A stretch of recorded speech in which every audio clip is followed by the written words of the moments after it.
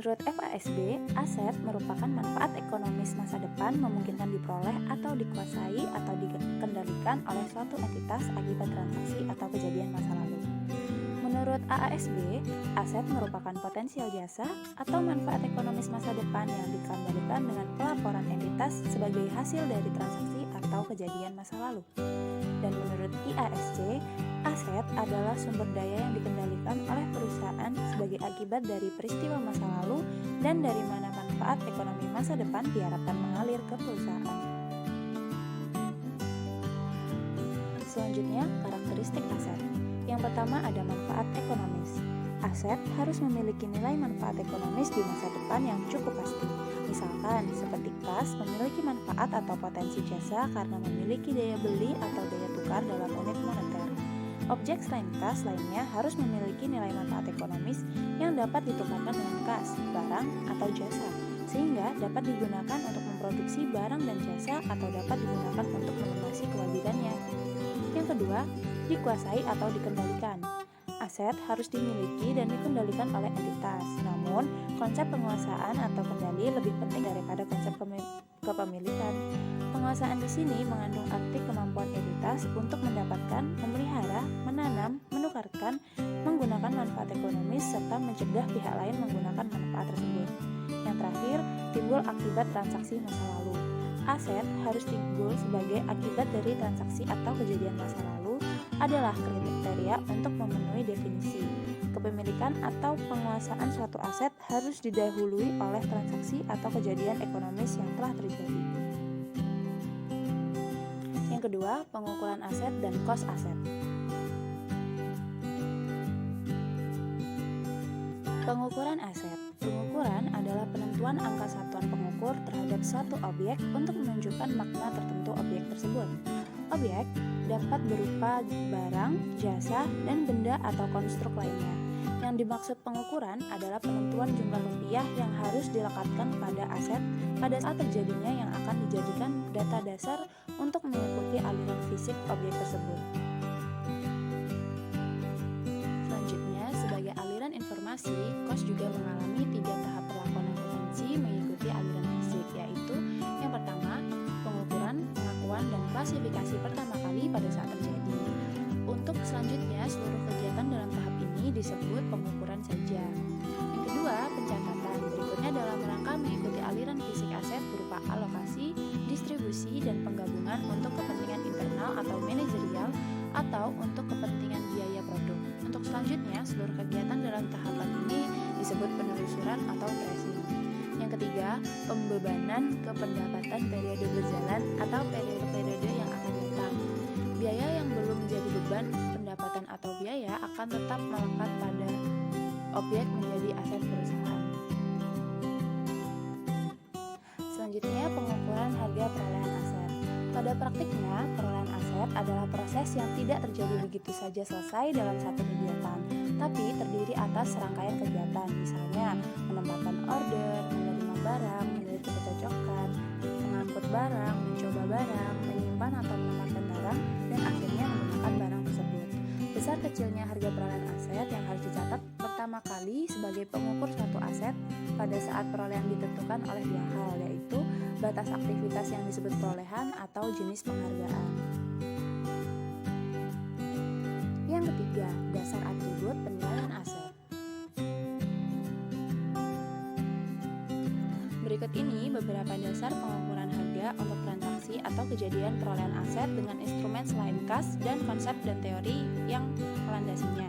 Yang pertama, ada nilai aset dari barter. Dalam barter, pertukaran aset adalah perolehan aset dalam kurung biasanya aset berwujud atau non-moneter dengan penghargaan berupa aset berwujud atau non-moneter lainnya. Bila hal ini terjadi, pengukuran aset yang diperoleh bergantung pada apakah aset yang dipertukarkan sejenis atau tak sejenis. Yang kedua, nilai aset dari hadiah atau hibah. Gedung dan tanahnya yang diperoleh perusahaan melalui sumbangan atau hibah adalah contoh perolehan aset tanpa biaya. Walaupun demikian, ada alasan yang kuat untuk tetap mencatat kekayaan tersebut atas dasar harga tunai implisitnya. Alasannya adalah setiap fasilitas faktor ekonomi yang digunakan dalam operasi perusahaan tanpa memandang asalnya harus diperlakukan dengan seksama sebagai potensi jasa. Yang ketiga, ketiga ada saham sebagai penghargaan. Saham sebagai penghargaan adalah salah satu bentuk perolehan aset dari barter.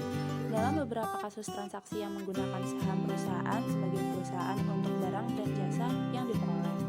Yang keempat ada nilai aset temuan. Dalam kondisi yang khusus seperti ini diperlukan suatu pengukur baru, harga atau dasar jumlah tunai implisit. Jadi harus ada alasan yang kuat atau kondisi yang khusus untuk dapat melakukan pengukuran seperti di atas. Perolehan aset melalui sumbangan ataupun temuan akan menimbulkan tambahan modal pemegang saham. Potongan yang dimanfaatkan oleh pembeli sering dianggap sebagai laba. Hal ini tidak sejalan konsep yang mendasarinya, yaitu bahwa laba tidak diperoleh melalui proses pembelian atau perolehan potensi jasa.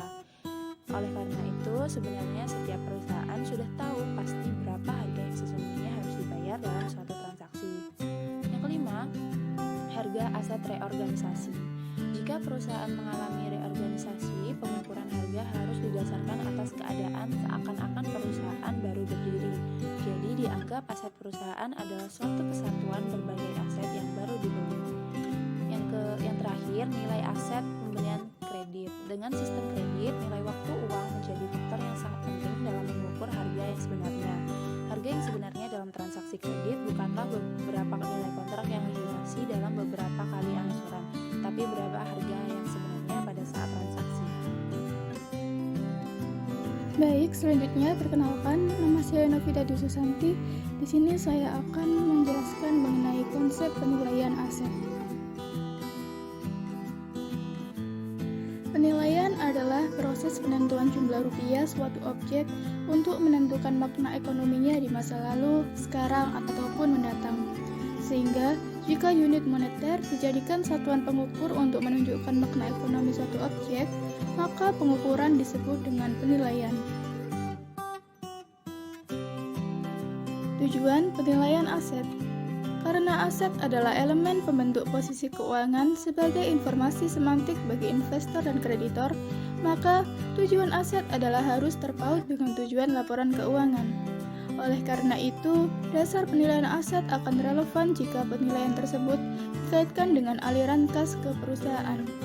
Aliran kas bersih ke perusahaan dapat diprediksi melalui informasi semantik berupa posisi keuangan, profitabilitas, likuiditas, dan juga solvensi yang penentuannya melibatkan penilaian aset.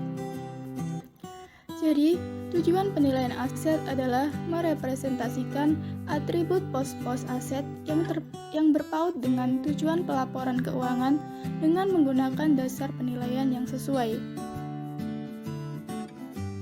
Nilai masukan dan nilai keluaran.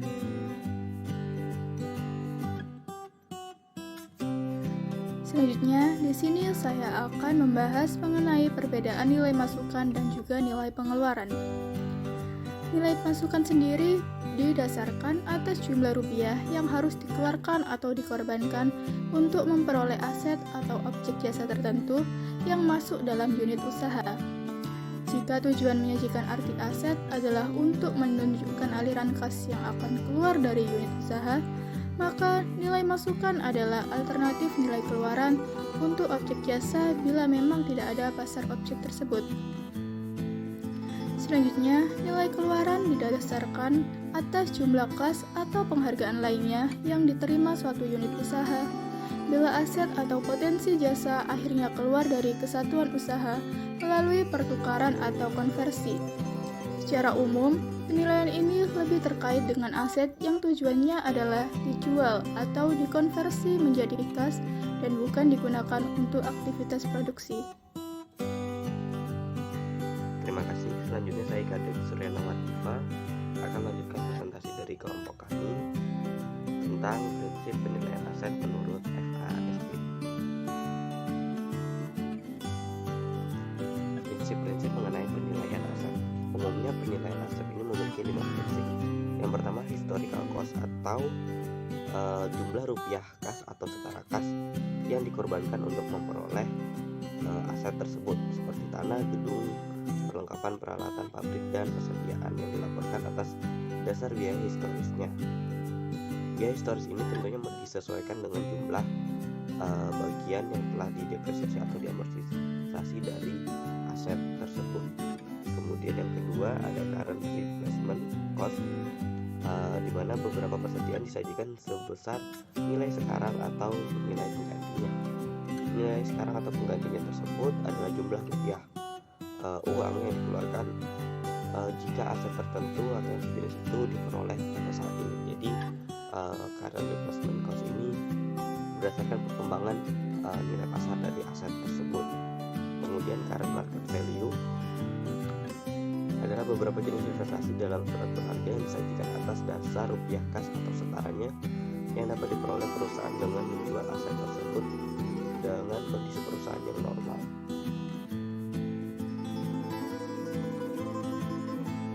Selanjutnya yang keempat, net realizable value adalah beberapa keuntungan jangka pendek dan persediaan barang disajikan sebesar nilai realisasi bersihnya.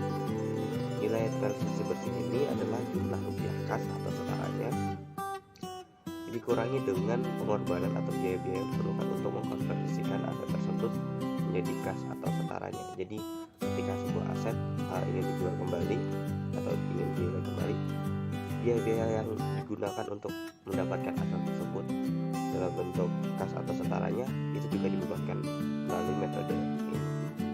Dan metode yang kelima adalah present or discontinue value or future cash flow, di mana piutang atau investasi jangka panjang disajikan sebesar nilai sekarang penerimaan kas di masa mendatang sampai piutang tersebut terlunasi dengan tarif diskon impresif dikurangi dengan tambahan kas yang mungkin diperlukan untuk mendapatkan penerimaan tersebut. Jadi piutang ataupun investasi tersebut dinilai berdasarkan penerimaan di masa yang akan datang menggunakan future value seperti itu. Itu tadi 5 prinsip mengenai penilaian aset. Selanjutnya sewa guna dan cost bunga atau biaya bunga. Secara definitif, sewa guna adalah kegiatan pembiayaan dalam bentuk penyediaan barang modal baik secara sewa guna usaha maupun sewa guna usaha opsi dan juga tanpa hak opsi yang digunakan oleh leasing selama jangka waktu tertentu berdasarkan pembayaran secara berkala. Prinsip dasar cost bunga adalah pinjaman untuk pembangunan aset di mana aset tersebut belum dapat menghasilkan pendapatan. Perusahaan harus menangguhkan atau mengkapitalisasi cost bunga setelah pembangunan selesai atau aset siap digunakan dan aset sudah mampu menghasilkan pendapatan. Pada saat itulah perusahaan harus mengakui bunga sebagai biaya dan mempertemukannya dengan pendapatan yang dihasilkan. Jadi cost bunga adalah ketika kita membangun sebuah aset, namun aset itu belum memberikan pendapatan bagi kita. Ketika mulai aset itu memberikan pendapatan tersebut harus dikurangi dengan cost bunga yang dibebankan atau yang dihasilkan dalam proses pembangunan tersebut. Untuk sewa guna usaha sesuai dengan pasal 30 terkait dengan akuntansi leasing, maka perlakuan akuntansi untuk aset dalam sewa pembiayaan atau sewa guna usaha diklasifikasikan sebagai dimiliki untuk dijual. Yang pertama, disajikan sebagai aset tersedia untuk dijual jika jumlah tercatatnya terutama dapat dipulihkan melalui transaksi penjualan daripada penggunaan lebih lanjutnya. Kemudian yang kedua, diukur sebesar nilai yang lebih rendah antara jumlah tercatatnya dan nilai wajar setelah dikurangi beban penjualan aset tersebut. Dan yang ketiga, diungkapkan dalam laporan keuangan untuk memungkinkan evaluasi dampak keuangan adanya perubahan penggunaan aset-aset tersebut. Untuk cost bunga atau biaya bunga ini ditimbulkan karena adanya pinjaman untuk pembangunan aset di mana aset tersebut belum dapat menghasilkan pendapatan. Perusahaan harus menangguhkan atau mengkapitalisasi cost bunga setelah pembangunan selesai atau aset tersebut siap dan sudah mampu menghasilkan pendapatan. Pada saat itulah perusahaan harus mengakui bunga sebagai biaya dan mempertemukannya dengan pendapatan yang dihasilkannya. Untuk perlakuannya, pertama tidak mengkapitalisasi cost bunga selama pembangunan, jadi hanya dikapitalisasi setelah pembangunan selesai atau aset tersebut siap untuk memberikan pendapatan. Yang kedua, hanya mengkapitalisasi bunga sesungguhnya yang terjadi sama periode pembangunan, jadi sesuai dengan realitas. Yang ketiga, mengkapitalisasi semua bunga atas modal yang dipinjam tanpa mempersoalkan alasan peminjaman. Dan yang keempat, mengkapitalisasi bunga atas semua dana yang diinvestasikan tanpa mempersoalkan apakah dana itu diperoleh dari pinjaman atau dari sumber ekuitas lain, jadi sesuai dengan bunga yang sudah dibebankan tersebut. Selanjutnya, penyajian pos-pos aset dalam neraca. Prinsip akuntansi berterima umum atau PABU, terutama standar akuntansi keuangan, menetapkan penyajian dan pengungkapan tiap-tiap pos aset.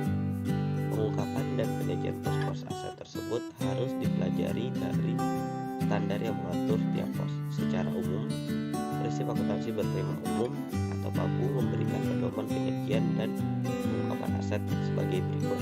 Yang pertama itu, aset disajikan di sisi debit atau kiri dalam neraca berformat akun atau di bagian atas dalam neraca berformat laporan. Kemudian yang kedua, aset diklasifikasikan menjadi aset lancar dan aset tetap. Yang ketiga, aset diurutkan penyajiannya atas dasar likuiditas atau kelancarannya. Yang paling lancar dicantumkan pada urutan pertama. Dan yang keempat, kebijakan akuntansi yang berkaitan dengan pos-pos tertentu harus diungkapkan, misalnya metode depresiasi aset tetap dan dasar penilaian persediaan barang. Ya, itu tadi presentasi kelompok 10 tentang